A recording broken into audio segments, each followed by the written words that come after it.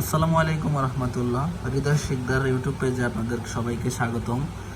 তো বিসিএসে আসার মতো কয়েকটি ইম্পর্টেন্ট প্রশ্ন, কারণ কয়েকদিন পর 46তম বিসিএস পরীক্ষা শুরু হতে যাচ্ছে। তো যারা যারা বিসিএস দেবেন তারা এই কয়টা প্রশ্ন খেয়াল করতে পারেন। 1 নম্বর হলো, he could not win but learn a lot, which part of speech is the word but. এখানে ওয়ার্ড কি শব্দে ব্যবহৃত হয়েছে?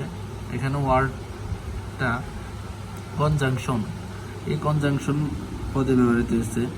হি কুড নট উইন ও he learn a lot coordinate clause, দুটো বার্ড দ্বারা যুক্ত হয় বাক্যটি কনজাংশন হিসেবে ব্যবহৃত হয়েছে। The word beetle is a versus an, এখানে বিটাল শব্দটি অ্যাডজেক্টিভ হিসেবে ব্যবহৃত হয়েছে, এর নাউন হলো vitality.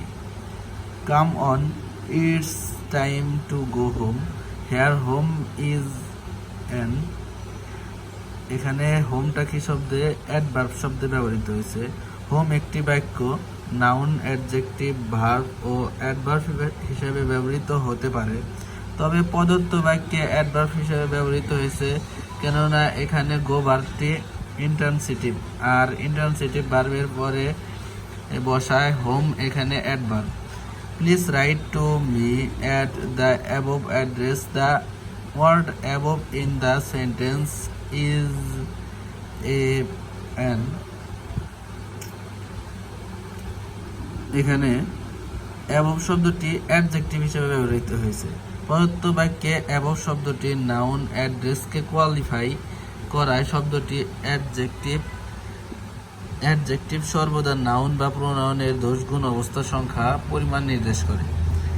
There was a small reception following the ওয়েন্ডিং, the word following in the sentence above is an preposition, এখানে অ্যাবভ শব্দটি প্রিপোজিশন হিসেবে ব্যবহৃত হয়েছে। সেন্টেন্সটিতে স্মল রিসিপশন এর সাথে দ্য ওয়েন্ডিং বিবাহ অনুষ্ঠান সম্পর্ক তৈরি বোঝাতে মাঝখানে ফলোয়িং শব্দটি ব্যবহৃত হয়েছে, তাই ফলোয়িং এখানে প্রিপোজিশন রূপে কাজ করেছে।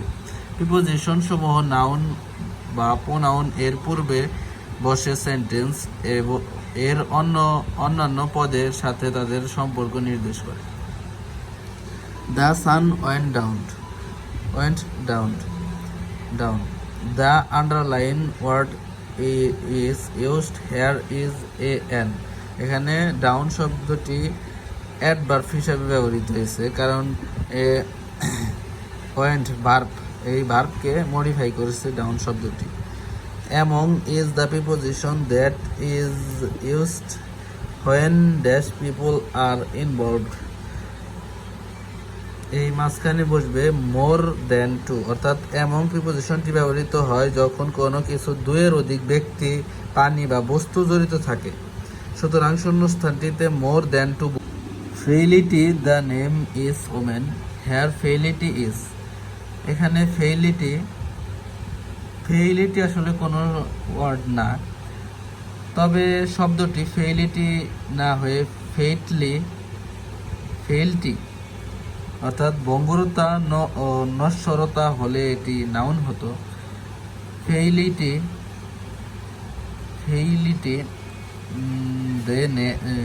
দে নেম ইজ ওমেন বাক্যটি শেক্সপিয়ার এর ব্যবহৃত বিখ্যাত ট্র্যাজেডি হ্যামলেট এর নায়ক হ্যামলেট এর স্পেস থেকে নেওয়া। The mother sat vigilantly beside the sick baby, here vigilantly is dash, এখানে vigilantly এটা অ্যাডভার্ব হিসেবে ব্যবহৃত হয়েছে, কারণ স্যাট ভার্বকে মডিফাই করছে। Which of the following word can be used as a verb, অর্থাৎ এখানে ভার্ব হবে মাস্টার, অর্থাৎ প্রদত্ত অপশনগুলোর মধ্যে মাস্টার শব্দটি ভার্ব হিসেবে ব্যবহার করা যায়। যার অর্থ আয়ত্ত করা, কর্তৃত্ব করা, দক্ষতা অর্জন করা ইত্যাদি। The day of my sister marriage is drawing near. The underline word is অর্থাৎ এটা অ্যাডভার্ব হবে, কারণ ইজ ড্রয়িং এটা ভার্বকে মডিফাই করছে নিয়ার। ভার্ব হচ্ছে ইজ ড্রয়িং আর নিয়ার হচ্ছে ভার্বকে মডিফাই করা হয়েছে, এই জন্য এটা অ্যাডভার্ব হবে।